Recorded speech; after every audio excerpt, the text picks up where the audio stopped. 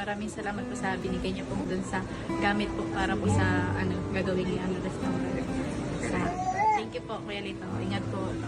So yun, may isa na naman blessings para kay Beyonce. Magkakaroon na po ng restaurant mga kalingap. So bago nga po natin ipagpatuloy yan mga kalingap, wag po muna natin kalimutan na suportahan ang founder ng Kalingap at nag-iisang ama ng Kalingap na si Kuya Bal Santos Matubang at Kalingap Prab.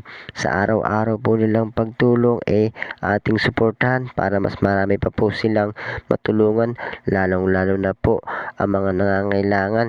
Ganon rin po ang kanilang may bahay na si Ate Edna Vlogs at Jackie Tapia. Patuloy po natin suportahan mga kalingap. At kung bago lang po kayo sa aking YouTube channel, ay huwag nyo pong kalimutan na mag-subscribe at pakipindot na rin po ang notification bell para lagi po kayong updated sa aking video. So, balik nga po tayo dito kay Beyonce mga kalingap. Ang daming dumating na blessings. Unang-una pala po dyan ay yung pabahay.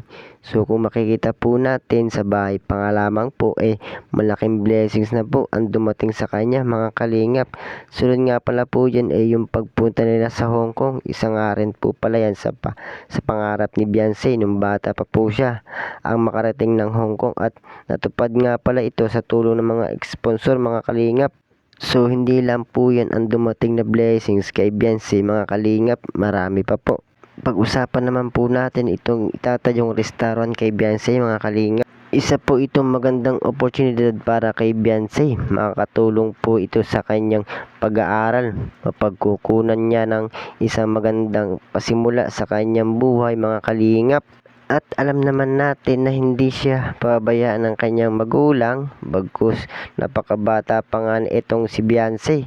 Kailangan niya ng makakatulong upang mapalago ng gusto itong restaurant mga kalingap.